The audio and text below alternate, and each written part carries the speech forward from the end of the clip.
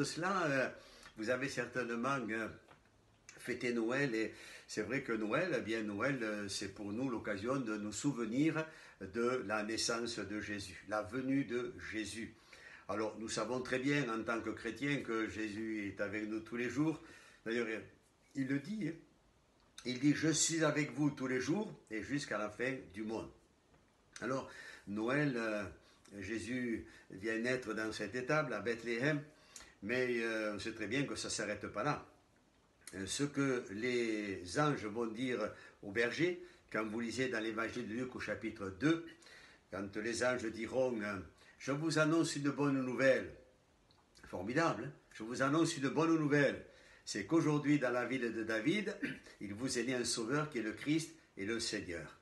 Et ça, voyez-vous, nous l'expérimentons lorsque nous considérons la vie de Jésus après la naissance. Donc Jésus vient, il grandit, il devient ado, et puis ensuite c'est un jeune homme, et la Bible nous dit, ben, on le voit, à l'âge de 30 ans, il va commencer le ministère pour lequel il est venu. Hébreux chapitre 9 nous dit ceci, mais Christ est venu comme un grand souverain sacrificateur. Il a traversé le tabernacle le plus grand qui soit. Oui, Christ est venu. Dieu s'est incarné. L'évangile de Jean, au chapitre 1, nous le dit, la parole, elle a été faite chair. Elle est venue parmi nous pleine de grâce et de vérité. Cette parole, elle a un nom, elle s'appelle Jésus. Jésus, comme vont le dire les anges, c'est le sauveur. Oui, on a besoin d'un sauveur. Pour quelle raison ? On a besoin d'un sauveur parce que la Bible nous dit qu'on est perdu, on est tous des pécheurs. Qu'est-ce que ça veut dire ? Le péché, c'est la transgression de la loi. Pour faire plus simple, le péché, c'est de ne pas accepter Dieu dans sa vie, sa souveraineté, de ne pas se soumettre à ce qu'il veut, n'est-ce pas ? Ses enseignements, ce qu'on voit dans la parole, ce qu'il veut pour nous. C'est une grâce, c'est une bénédiction, c'est ce qu'il veut pour chacun d'entre nous, nous qui sommes ses créatures. Les gens aujourd'hui vivent selon leurs propres désirs, c'est leur volonté. On ne veut pas de Dieu, on est assez grand, on est assez fort, on est peut-être assez intelligent. C'est ça le péché, c'est ça le péché. Imaginez des enfants, malheureusement ça arrive, des enfants qui disent un jour à leurs parents, d'ailleurs on a un exemple dans la Bible comme cela, vous lirez dans l'évangile de Luc au chapitre 15, il parlait d'un fils prodigue, eh bien que le garçon dise, voilà maintenant je ne veux plus de ton autorité, je veux vivre seul, je me débrouille, etc. Et bien on sait ce que ça a donné, quand vous lisez, je le répète, l'évangile de Luc chapitre 15, ce fils prodigue, on sait ce que ça donne. Et on voit aujourd'hui ce que ça donne pour l'être humain de vivre sans Dieu, de ne pas vouloir accepter Dieu, de se dire, oh ben, le péché, qu'est-ce que c'est le péché ?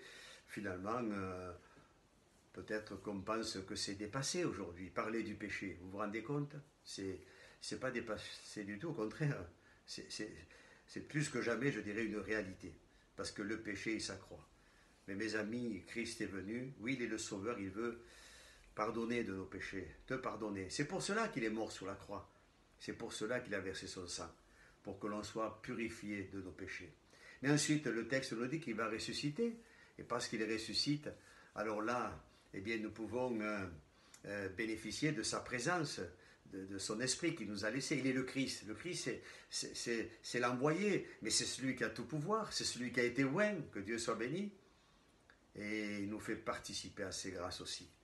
Parce que cette onction, ce pouvoir, ce revêtement de l'esprit, la Bible nous dit que c'est aussi notre partage pour ceux qui le désirent, pour ceux qui en ont faim, pour ceux qui en ont soif.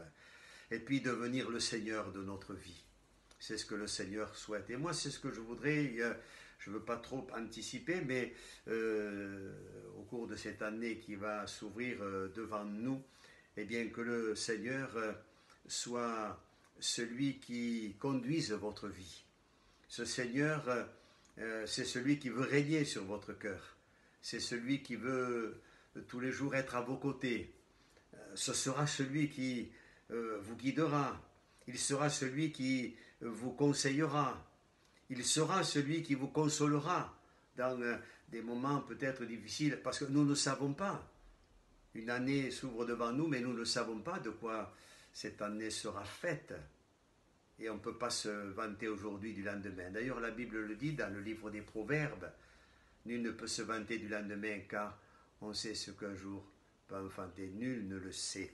Alors, en terminant, je voudrais vous encourager, chers amis, aujourd'hui, et c'est une bonne nouvelle que je vous annonce, c'est que Jésus est né dans cette étable à Bethléem, mais que Jésus a grandi, il est devenu, oui, notre Sauveur, mais il est aussi notre Seigneur, mais il est celui qui est le Christ et qui nous conduira et nous bénira. Alléluia.